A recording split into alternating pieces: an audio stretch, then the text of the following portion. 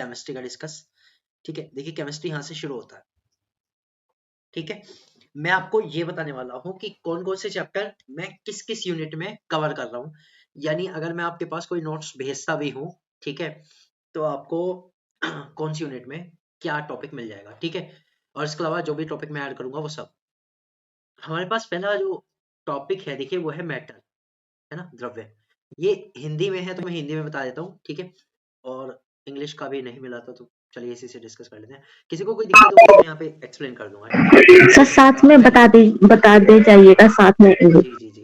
देखिए मैटर में इसने कहा है प्रकृति एवं व्यवहार द्रव्य के प्रकार, यानी कि जो मैटर है वो कैसा होता है ये मैंने बता दिया है। ठीक है, मैटर के टाइप्स ऑफ मैटर तीनों हमने डिस्कस कर लिए, सॉलिड, लिक्विड एंड गैस। ठीक है, फिर हमने देखा कि एलिमेंट और उनका वर्गीकरण, यानी कि धातु, अधातु और उपधातु भी हमने देखे हैं, मेटॉइड्स। ठीक है, यानी कि तत्व यानी एलिमेंट्स और उनका क्लासिफिकेशन था metals, non metals and metalloids में। उसके बाद आता है यौगिक, जो हमने पढ़ा, यानी कि कंपाउंड्स एंड द मिक्सचर, और हमने तो उनका सेपरेशन भी पढ़ा है। कल ये डिस्कस हो रहा था ना कि सर इससे रिलेटेड कोई क्वेश्चन नहीं आया, तो इसलिए नहीं आया क्योंकि सिलेबस में नहीं है, लेकिन मैंने इसलिए कराया है कि जो टॉपिक जहां से रिलेटेड हो जाए अच्छा है, एक्स्ट्रा भी अगर आपको मिल रहा है तो अच्छा ही है, उसमें कोई लॉस मुझे लगता नहीं किसी का है। ठीक है ना, सही बात है। यूनिट 2 में आज हम करने वाले हैं रासायनिक संयोग के नियम, यानी कि law of chemical combination, law of chemical combination. ठीक है, इसमें से देखिए फर्स्ट आता है स्थिर, दूसरा आता है अप्रत्यय व्युत्क्रम अनुपात का नियम। स्थिर क्या है, देखिए law of conservation of mass, ये है स्थिर। ठीक है, law of conservation of mass. अप्रत्यय व्युत्क्रम अनुपात, ये दोनों है, जो है एक तो है रेसिप्रोकल लॉ, रेसिप्रोकल प्रोपोर्शन। ठीक है, लॉ ऑफ रेसिप्रोकल प्रोपोर्शन, और एक और है लॉ ऑफ डेफिनेट प्रोपोर्शन, ये दोनों वो हो गए। ठीक है, उसके बाद आता है गेलुसैक लॉ, गैसीय आयतन संबंधी नियम, ये गैस गेलुसैक का ही होता है, गेलुसैक लॉ ऑफ गैसेस वॉल्यूम। फिर आता है मिश्रलिक का समक्रत्वित्व नियम, ये मिश्रलिक का लॉ है, ये भी हम डिस्कस करेंगे। ठीक है, ज्यादा बड़ा नहीं है, कुछ नहीं है। तो ये जो डिस्कस करने वाला है ये हम यूनिट 2 में डिस्कस करने वाले हैं। पदार्थ जो मेटल है उसकी स्ट्रक्चर क्या है। ठीक है, यानी कि पहले हम पढ़ेंगे एटम्स, मॉलिक्यूल्स और उसकी जो भी प्रॉपर्टीज है उनके बारे में, and Dalton's atomic theory, Dalton's का एटॉमिक सिद्धांत जो भी है, परमाणु सिद्धांत, तो वही हम पढ़ेंगे उसमें। फिर हम उसमें एटॉमिक स्ट्रक्चर डिटेल में पढ़ेंगे, that electron, proton and neutron की डिस्कवरी जो भी हुई है वो सब, and after that alpha Rutherford का अल्फा रेस एक्सपेरिमेंट। ठीक है, एंड आफ्टर दैट न्यूक्लियस की डिस्कवरी। ठीक है, तो ये हो गया। और इसी में आता है रदरफोर्ड बोहर एवं समरफील्ड के परमाणु मॉडल, यानी कि टोटल अगर मैं कहूं कि एटॉमिक मॉडल्स की अगर हम बात करें तो वो हम सबके करेंगे, थॉमसन से शुरू करेंगे, सॉरी डाल्टन से शुरू करेंगे, स्टार्टिंग डाल्टन से है। ठीक है, और अप टू द समरफील्ड। ठीक है, समरफील्ड तक के हम करेंगे सब, जो भी उसमें चीजें हैं वो सब डिटेल में पढ़ेंगे। ठीक है, और क्वांटम नंबर्स है उसके बाद, और है आधुनिक परमाणु सिद्धांत, जो भी मॉडर्न थ्योरी है, एटॉमिक मॉडर्न थ्योरी, वो भी देखेंगे। मॉडर्न थ्योरी क्या है, क्वांटम से रिलेटेड है, वही सब है। ठीक, इसी में आता है डी ब्रोगली रिएक्शन। ओके, और उसके बाद डी ब्रोगली इक्वेशन, एंड आता है हाइजेनबर्ग अनसर्टेनिटी प्रिंसिपल, हाइजेनबर्ग का अनिश्चितता का सिद्धांत। ठीक है, और उसके बाद हम पढ़ने वाले हैं एसपी एंड डी कक्षकों की आकृति। ठीक है, ये एक टॉपिक है छोटा सा कि एसपी और डी जो ऑर्बिटल्स होते हैं उनकी शेप क्या होती है। ठीक है, और उससे रिलेटेड जितनी भी चीजें हैं वो मैं यही बता दूंगा, छोटी छोटी चीजें। उसके बाद आता है Aufbau principle, Hund's rule and Pauli exclusion principle, Pauli के अपवर्जन सिद्धांत। ठीक है, एंड और उसमें आता है तत्वों का इलेक्ट्रॉनिक विन्यास। जब हम पाउली का एक्सक्लूजन प्रिंसिपल पढ़ते हैं तो उसी में हम क्या बनाते हैं, हम एलिमेंट्स का इलेक्ट्रॉनिक कॉन्फिगरेशन बनाते हैं, तो वो हो जाता है। अब पदार्थ की संरचना से लेकर के यहाँ तक ये पूरा पूरा एक ही यूनिट है, यूनिट नंबर 3।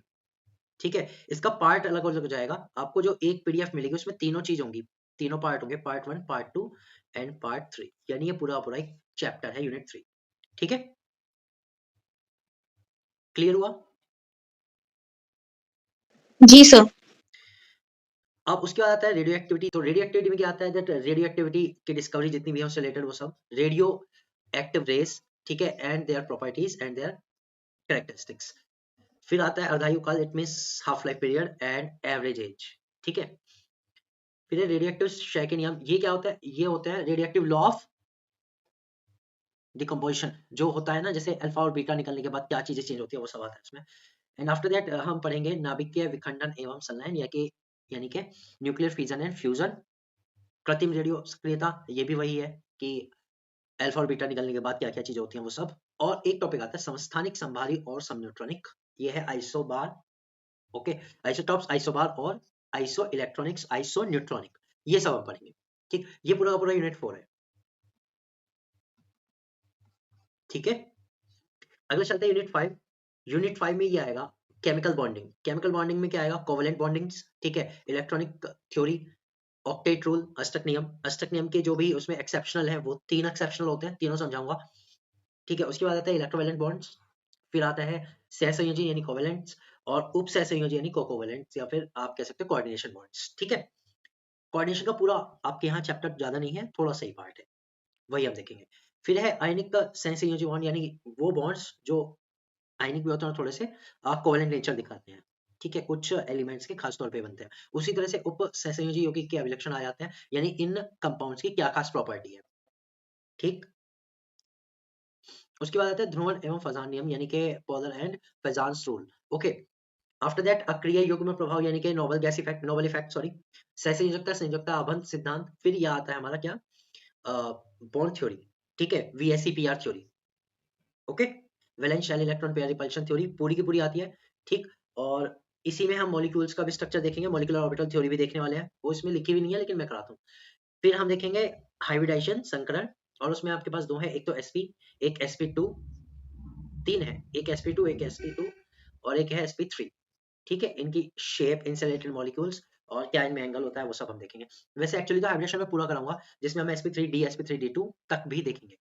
ठीक है, क्योंकि वो सभी इंपॉर्टेंट है। ये हमारा यूनिट 5 हो जाएगा। अब अगला आता है केमिकल रिएक्शन। हाँ, ये वाली जो चीज थी केमिकल रिएक्शन वाली, elements, okay, their symbols, ions and their formulas, and रासायनिक अभिक्रियाओं की रासायनिक समीकरणों द्वारा उपस्थिति, it means the chemical reaction represented by chemical equation, मतलब कि केमिकल इक्वेशन कैसे लिखते हैं वो है। उसके बाद आता है भौतिक एवं रासायनिक परिवर्तन एवं उसमें अंतर, यानी कि physical and chemical changes and their difference. After that रासायनिक अभिक्रियाओं के प्रकार, यानी टाइप ऑफ केमिकल रिएक्शंस। विस्थापन, विस्थापन क्या होती है, डिस्प्लेसमेंट, योगात्मक, एडिशन, वियोजन, डिसोसिएशन, अपघटन, डिकम्पोजिशन, द्विअपघटन, डबल डिकम्पोजिशन, और यू कैन से, ये वैसे द्वि विस्थापन आना चाहिए।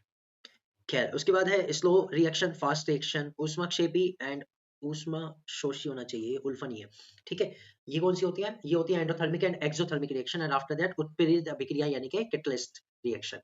तो ये जो पूरी है, ये सारी की सारी मैं आपको बता दूं, ये मैंने यूनिट 2 में ही कवर करना है। एनसीईआरटी क्लास 10th का चैप्टर है, और ये हम किस में कवर करेंगे बताओ, यूनिट 2 में। ठीक है, ओके उसके सर। बाद आता है वैद्युत रासायनिक सेल।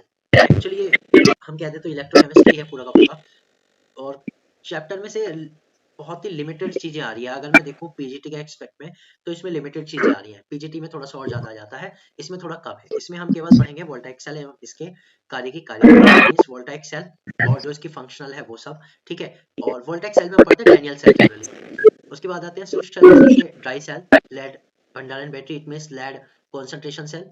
ठीक है, जो हमारे बैटरी होते हैं जो हम इन्वर्टर के साथ यूज करते हैं, वो होती है ये। उसके बाद उत्क्रमणीय सेल, यानी कि रिवर्सिबल सेल्स, और you can say secondary cell. फिर है इलेक्ट्रॉन विभव, यानी कि इलेक्ट्रॉन पोटेंशियल हम देखेंगे, एर्नेस्ट इक्वेशन देखेंगे, और इसके प्रिंसिपल देखेंगे, जो भी इसके यूज वगैरह है वो सब। ठीक, ये हमारी यूनिट हो गई 6। कोई दिक्कत तो नहीं है किसी को?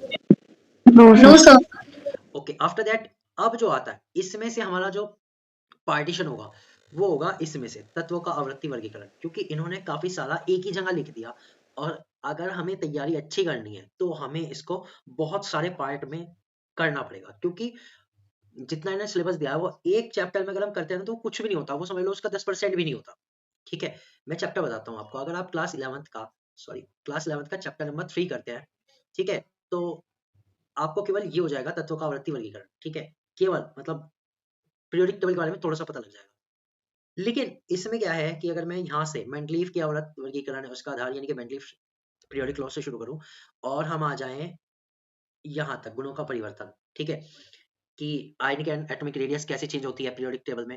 ठीक है, इलेक्ट्रॉनिक कॉन्फिगरेशन कैसे चेंज होता है, इलेक्ट्रॉन नेगेटिविटी कैसे चेंज होती है, इलेक्ट्रॉन एफिनिटी कैसे चेंज होती है, इन सब के बाद अगर मैं छोड़ू तो ये जो चैप्टर है थर्ड क्लास 11 के अकॉर्डिंग तो खत्म हो जाता है। लेकिन इन्होंने बहुत सारी चीजें दी है, लाइक एस तथा पी ब्लॉक के तत्वों के सामान्य गुण, यानी हमें एस ब्लॉक और पी ब्लॉक के जितने भी एलिमेंट्स हैं उनकी बेसिक प्रॉपर्टी पढ़नी पड़ेगी, यस और नो? Yes sir. अब बेसिक प्रॉपर्टी में क्या होता है, उनके कुछ कंपाउंड्स होंगे, वो भी पूछ सकते हैं कि भाई इस कंपाउंड का केमिकल फॉर्मूला क्या है, इससे रिलेटेड कोई रिएक्शन होगी। तो कुल मिला के यहाँ से चैप्टर ना डिटेल में शुरू हो जाता है। अब ये आपके क्लास 11th के 2 चैप्टर कवर करते हैं पूरे। चैप्टर नंबर एक आएगा इसमें हाइड्रोजन वाला 9, 10 एंड 11, ये 3 चैप्टर इसमें कवर हो जाते हैं, ठीक है। Yes sir. आफ्टर दैट प्रथम पंक्ति के संक्रमण तत्व डी ब्लॉक के तत्व 3D ब्लॉक, यानी कि जो 3D वाला ऑर्बिटल है पूरी सीरीज 3D की 12 के बाद 10 के 10 सीरीज, जितने भी 10 एलिमेंट्स हैं उनकी हमें बेसिक चीजें पढ़नी है, तो वो हम करेंगे भाई, ठीक है। और देखिए वो क्या कहने के लिए कर रहा है, वो कह रहा है कि इनके गुण, उनके इलेक्ट्रॉनिक विन्यास, एक चीज, ठीक है, यानी sp-d ब्लॉक के जो एलिमेंट्स हैं उनके electronic configuration, oxidation state, colour, magnetic property एवं अगर जटिल यौगिकों के निर्माण के संदर्भ में विवेचना, इट मींस अगर वो कोई कॉम्प्लेक्स कंपाउंड बनाते हैं तो वो भी पूछेगा ये। तो जाहिर सी बात है कॉम्प्लेक्स कंपाउंड की अगर मैं बात करूं, एंटायरली एक चैप्टर है 12th क्लास का, और वो हमारे पीजीटी से भी रिलेटेड है, तो काफी बड़ा चैप्टर हो जाता है, इसलिए इसके पार्ट हैं यूनिट में, ठीक है। तो ये मान के चल लीजिए कम से कम यूनिट नंबर कितना हो गया था ऊपर, यूनिट 6 वहां तक हो गया था, 7, 8, 9 और 10 अप्रोक्स यूनिट नंबर 7 से लेके 10th तक या फिर 11th तक मैं लिख देता हूँ, चलो 11th तक लिख देता हूँ, ठीक है। वो आपका किस में आएगा, वो पूरा पूरा एलिमेंट्स पीरियोडिक क्लासिफिकेशन में आएगा, ठीक है, क्योंकि मैंने सारे चैप्टर अलग अलग किए हुए हैं अकॉर्डिंग टू 11 12 सिलेबस कवर।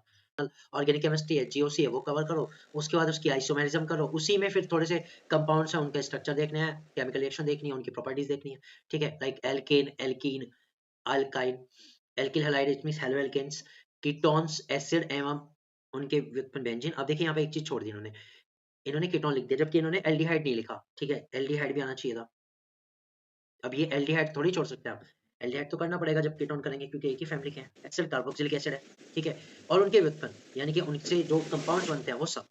फिर आता है बेंजीन, इसका निर्माण, गुण एवं संरचना, फिर हम बेंजीन के बारे में पढ़ेंगे वो सब, ठीक है। तो कुल मिला के अच्छा खासा इसमें सिलेबस है, और इसमें एक चीज और छोटी हुई है, अल्कोहल, अल्कोहल भी हम कवर करेंगे जरूर, क्योंकि अल्कोहल से रिलेटेड भी चीजें पूछी जाती हैं। जीओसी के फर्स्ट पार्ट में हम करेंगे जनरल ऑर्गेनिक केमिस्ट्री, सामान्य कार्बनिक रसायन प्लस आइसोमेरिज्म समाव्यवस्था, ठीक है, ये हमारा फर्स्ट यूनिट में है। और जीओसी के सेकंड पार्ट में हम ये सारा कवर करने वाले हैं।